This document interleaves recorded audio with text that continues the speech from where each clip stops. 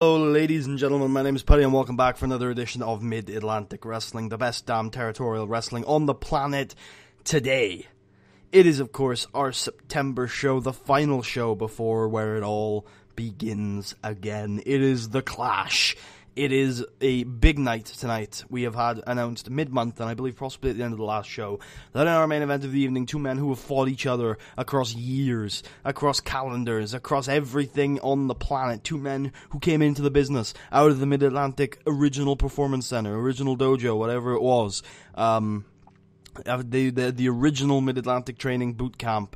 They came out of it around the same time. They've been in this company for over 10 years now, and they're finally battling at the top. It is the architect, Dewie Archer, the Mid-Atlantic Heavyweight Champion, and George Wolfe, the Big Bad Wolf, the former leader of Team Progress, a man who tried to take a few protégés under his wing, and was very burned by that experience, but he's back to face his old rival, the architect, otherwise known as Dewie Archer, in our main event of the evening for the Mid-Atlantic Heavyweight Championship. One man out of those two will walk in to where it all begins again as the champion. Also, who the only confirmed member of that main event is Frosure, who won the battle for the Mid-Atlantic last month. He'll be on the show tonight. He's making an appearance. So many others. Ladies and gentlemen, we are only a month away from the biggest show of the year. What's going down? What's going on? Let's start the show. We kick off the show with Frosure coming out to the ring. No, it's going to be Ernest Youngman first. Ernest Youngman comes out to the ring, gets on the microphone, and says, "Ladies and gentlemen, I'm burning the candle at both ends here. For many years, I've called myself the wrestling machine. I've called myself the best there's ever been. I've called myself the ace that runs this place. I am a 4-time world's heavyweight champion and one of the longest reigning Mid-Atlantic heavyweight champions in history. But I am without a match for where it all begins again. And last month, I got beat by Dewie Archer, my longest rival, my biggest adversary, and a man who has shown such contempt and hatred for my wrestling style. And you know what? He beat me. But I need one more chance. So I'm going to put out an appeal. I'm going to put out a request. And I know it's unreasonable. I know it's unfair, but I got to ask. I got to plead. I got to beg, because it's all that I got left. Frosure, please. Give me an opportunity. Give me a match. A chance to earn my way into that Mid-Atlantic Championship match at where it all begins again. I know you earned it, and I know you deserve it, but man, you know you have so much honor and so much pride, and I know that you will give me that chance. You will give me that opportunity. So please, Fro, give me one shot. Give me a match with you, and the best out of both of us, the best man, the best wrestler, will go on to where it all begins again. Please, Fro, I know you've got that integrity.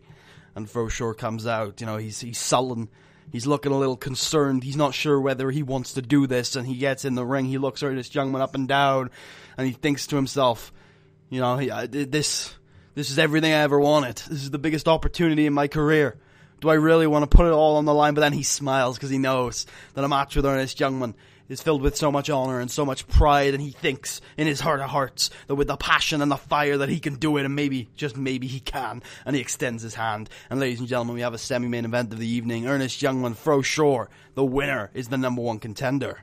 Big match later tonight.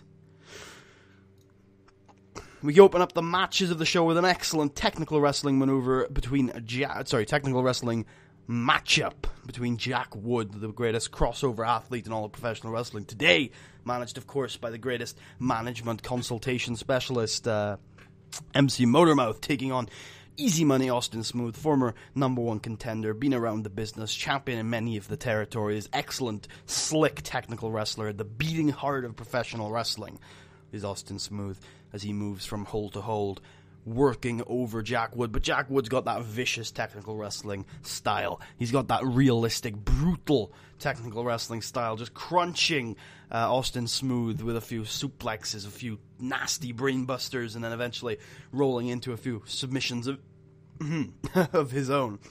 And of course these two go at it in their traditional technical wrestling style before in the end Jack Wood just plants Austin Smoove with that rolling wizard DDT and picks up the victory. And then we move on to a match from the young and burgeoning Sam Robinson taking on Cowboy Brad Blaze. Cowboy Brad Blaze brings the heat, brings the passion, brings the fury with those fists of his. You know, Cowboy Brad Blaze is a professional cowboy, and there's only two things he knows for certain. One, those fists can take on anything, and two, Sam Robinson is one of the hottest young athletes in the business today. And that's exactly what Sam Robinson proves tonight, slickly moving from hold to hold. Really fast, technical wrestler, but in the end, Cowboy Brad Blaze is just too strong, too powerful, and too disruptive for Sam Robinson to keep up with. Big bombshell fists from Cowboy Brad Blaze as he picks up the victory with that Dallas drop. And we move on to Austin Nice versus James Diaz. Austin Nice, another technical wrestler, another young lad trying to prove himself against the man who holds the briefcase, James Diaz, also a client of MC Motormouth, who also manages Dewie Archer, the Mid-Atlantic Wrestling Champion. James Diaz, of course, has that briefcase because he won the Ripcord Invitational this year. That briefcase gives him an opportunity to cash in on the Mid-Atlantic Wrestling Champion any time before the end of the year. And of course, we are running out of months. So James Diaz has got to be thinking when he's going to cash in, and maybe he's going to be the challenger for the Night of the Champions in December. Maybe he's going to cash in after the title match of Where It All Begins Again, or after the title match of the Night of the Champions. It can be any time, anywhere. It's a real opportunity burner, but James Diaz, keeping his cards to his chest, is the big money monster, and he picks up the victory here with the money to burn. Moving on, it might be our Stammy main event up next. It is not. Davis Wayne Newton and Gary Walker. Big matchup for Gary Walker. One of the strongest tests he's had to face. Davis Wayne Newton, the kind of unstable, vicious, brutal, aggressive, nasty man that he is. You know, he's been proving himself to be one of the nastiest members of the roster. Willing to take shortcuts.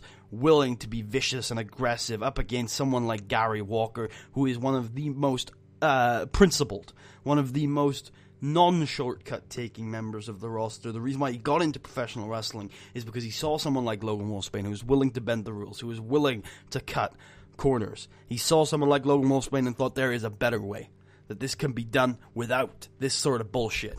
And so he got off the announcer's booth, he went to the Mid-Atlantic Dojo, he graduated, became a professional wrestler, and tonight this is his biggest test, and he picks up the victory with a roll-up.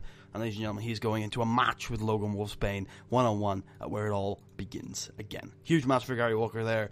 Big victory for him. And indeed, in our semi-main event of the evening, Frosure brings the fists, he brings the fury, he brings the passion. And, you know, he is a big fan of Ernest Youngman. He has that respect, but he's not willing to be kowtowed. He's not willing to be intimidated by the wrestling machine. Of course he's not, and he's got to get off those starting blocks with the fast, quick, brawling attitude that we're used to seeing from Frosure. We're used to seeing from the man who wrestling took everything away from.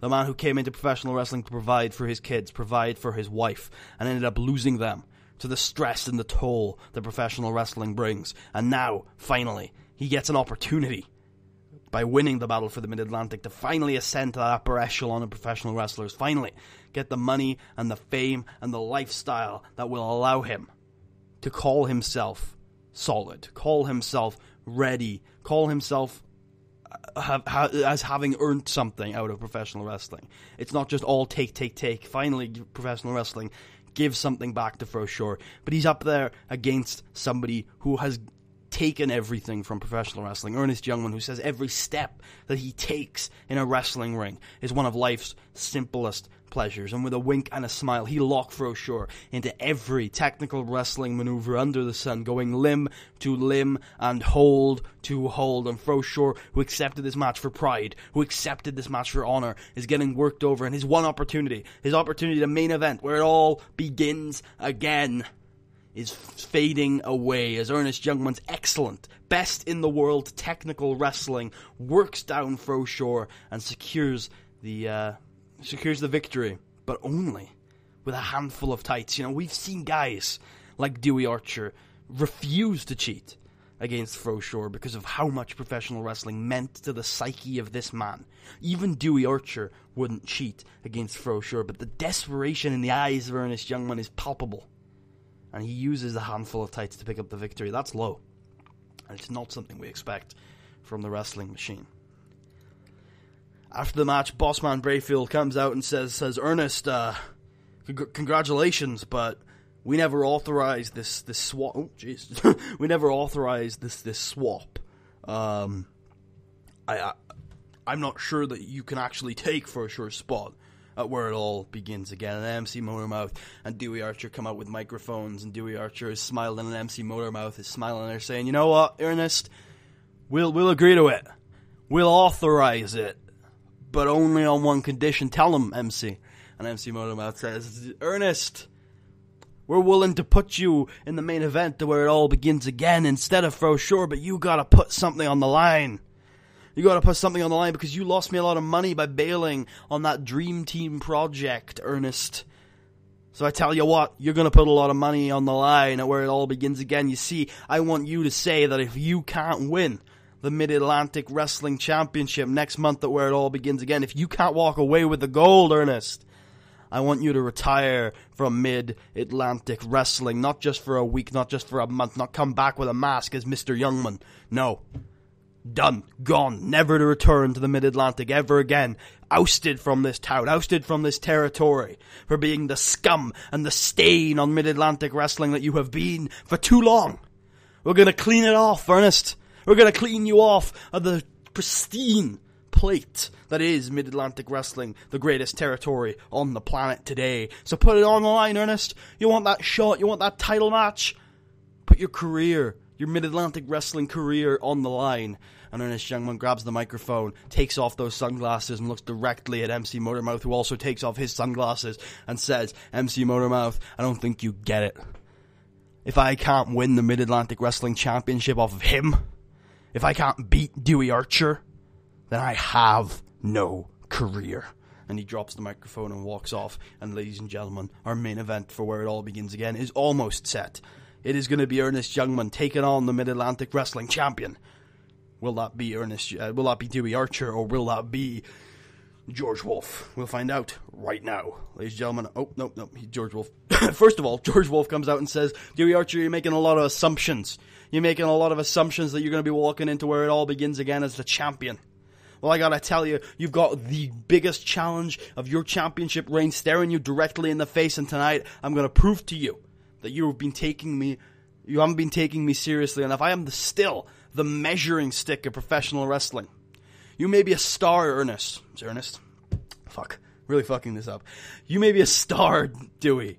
But I've always believed that stars are in the sky and stars are in Hollywood. Right here on the bill tonight is professional wrestling. And you might be great at being a star. You might be great in Hollywood. You may be great in the sky. But I gotta tell you, you ain't got nothing on me when it comes to professional wrestling. I am the measuring stick of this business. And no matter what has happened to me over the last 2 years, I am still the man. This is still my yard. And I'm gonna show it tonight. And in our main event of the evening, another great match, or good match between these two in their continuing rivalry. George Wolfe, of course, bringing those down-to-earth technical basics that we have grown to love from him, mixed in with that brutal brawling, that brawly attitude that he can sometimes bring, that no-nonsense, sensible wrestling that has won him titles before. Not this title, never this title, but the world's title, which is arguably a bigger prize, a bigger stage. And tonight, indeed, he fights hard and aggressively against the more flashy, the more escapist, the more flourish technical wrestling of Dewie Archer. He's got that smile. He's always looking at MC Motormouth, who's saying obscene things at ringside as Dewie Archer moving from hold to hold as the audience gasps and cheers at the very flashy technical wrestler, that style of technical wrestler that the audience tends to enjoy.